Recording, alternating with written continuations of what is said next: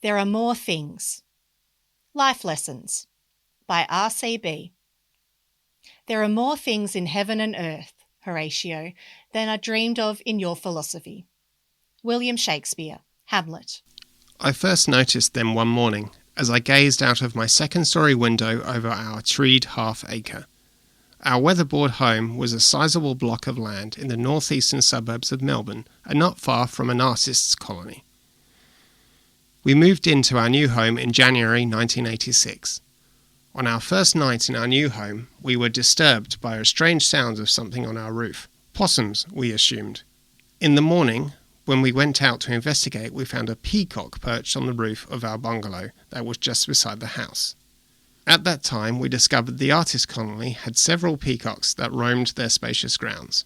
The peacock on our bungalow roof was one of them. He'd come, we speculated, to welcome us. We took his presence as a good omen. We had moved in 1986. It was now early in 1998. The peacock, after his initial visit, didn't return, but every year a large number of rainbow lorikeets came in colourful swarms to feast on the tiny, miniature plums that appeared in profusion on the sole tiny cherry plum tree beside our bungalow. The rainbow lorikeets were welcome, albeit raucous visitors who seemed to love the small, sour cherry plums. The block was also home to ring-tailed possums. It boasted a stand of enormous pine trees along our northern boundary, and the rest of the block, apart from the area around the house, contained large gum trees. The block sloped down from the house, so that when I looked out my second-storey window, I could see the upper branches of the eucalyptus trees. We had lived there for 12 years in the January of 1998. We were celebrating the fact that my partner was pregnant with our first child. In the last months of 1997 and during the early months of 1998, I woke to the ritual that would become all too common, my partner's morning sickness. She would wake up early for work and would promptly and invariably suffer a bout of morning sickness. I have surrounded the words morning sickness with inverted commas. I came to understand that morning sickness was a misnomer. Yes, she suffered first thing in the morning from a bout of vomiting, but this sickness was not confined to the mornings. Bouts of vomiting continued throughout the day, and not just occasionally. True, it started in the mornings. She'd been about 2 weeks pregnant when the morning sickness began, and it continued the entire length of her pregnancy, 8.5 months. She'd vomit in the morning, first thing, then she'd vomit when she arrived at work, then at lunchtime, 3 or 4 times a day, every day. And each time, she followed the same steps. Every time after vomiting, she'd simply wash her mouth out, wipe her face, and get on with whatever she had to do. At that time in my life, I used to snore endlessly at night. I snored like a steam train. Quite early in our relationship, we decided, in the interest of her need for sleep and rest, that we would have separate bedrooms. Her bedroom was on the ground floor. My bedroom was on the second floor. It was about a month or 3 into the pregnancy that I first saw them. They were birds, I was sure of that, but they weren't magpies or kookaburras or rainbow lorikeets or minor birds. They were grey and quite ugly looking. I pointed them out to my partner. "Look at them, perched on the branch of the gum tree. What are they?" There were 3 of them, perhaps a mother, a father and a baby. They sat on the gum tree, barely moving. "I think they're called tawny frogmouths," she told me. I looked them up in my Australian bird book, and, of course, she was right.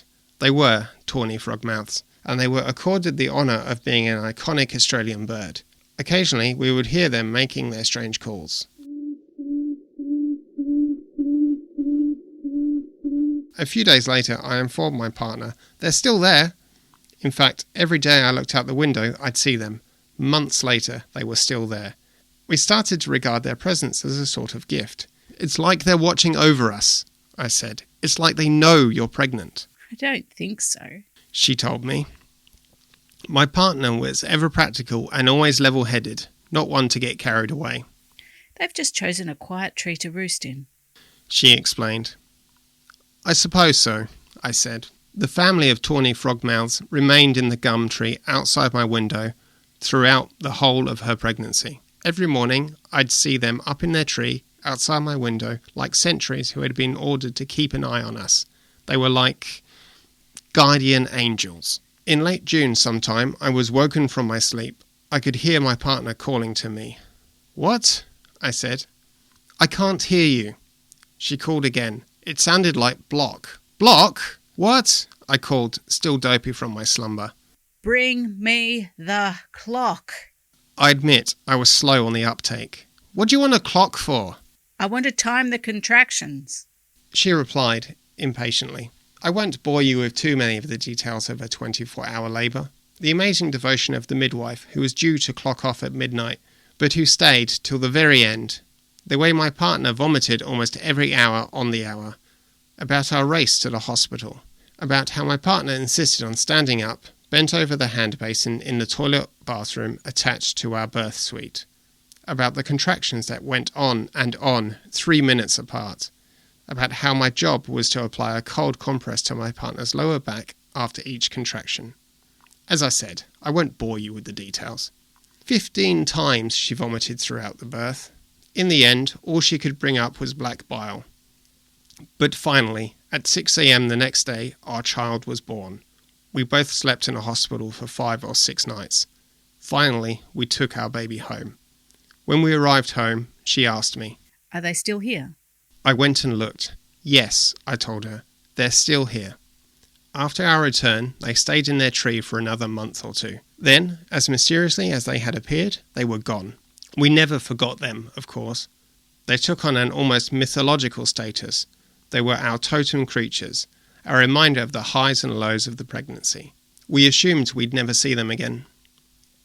4 years passed. We had decided, without a shadow of a doubt, that one child would be enough. After the saga of the bouts of morning sickness that numbered 3 or 4 a day, we decided that we would not have a second child. After all, my partner had lost 10 kilograms in the course of her pregnancy. 10 kilograms is a lot to lose when most people put on weight when they are pregnant. But time moves on, and somehow you forget. And our daughter was so beautiful. We were in love with each other, and with our daughter, and with parenthood. After a year and 18 months or so, my partner said, Let's try for another child. Are you sure? I think so. I was the pragmatist this time. I raised all of the obvious issues. I kept asking, Are you really sure you want to put yourself through all that pain again? Almost 4 years after the birth of our first child, we conceived a second. We finally managed to get pregnant. We'd set the decision date at her 40th birthday. After that, we'd give up trying. We fell pregnant in the August before her 40th. We knew she was pregnant almost immediately. I think I had convinced myself that maybe this time the morning sickness would be less severe. Maybe there wouldn't even be any morning sickness. Well, it was certainly different. The morning sickness emerged on the 3rd day of her pregnancy. And it was worse, far worse. She had morning sickness every single day of her pregnancy, and the frequency of bouts almost doubled. One morning, a couple of months after she fell pregnant, I went down to her room. You're not going to believe this. What? She asked. They're back. What do you mean? Come and look, the tawny frogmouths are back.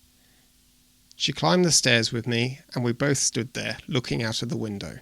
There, on the same branch of the gum outside my window, sat 3 tawny frogmouths, a mother, a father, and a baby. They just sat there, seemingly indifferent to the 2 human beings gazing at them in something like wonder. I'd like to be able to say that they remained until after our new baby was born, that we began to see them as spirit creatures, as guardian angels, as evidence of something almost supernatural, something magical, something beyond the normal, something strange and wondrous. What I can tell you is this. In the words of the old newspaper column Ripley's Believe It or Not, the 3 tawny frogmouths remained in the tree outside my bedroom window well beyond the birth of our second child. It was as though they were looking after us, guarding us even, from God knows what. 2 years later, we shifted house to a bigger block of land, 1.25 acres. Time passed, 15 or more years. We were renovating the shed at the back of our block, as a studio in which our eldest daughter could live. It took us a year to complete. With the COVID restrictions and such, it was a good project to work on. One day, when the studio was almost done, we saw a family of tawny frogmouths sitting on the limb of the gum tree, just above the roof level of the studio. What better to finish off with than William Shakespeare's words from Hamlet? There are more things in heaven and earth, Horatio, than are dreamed of in your philosophy.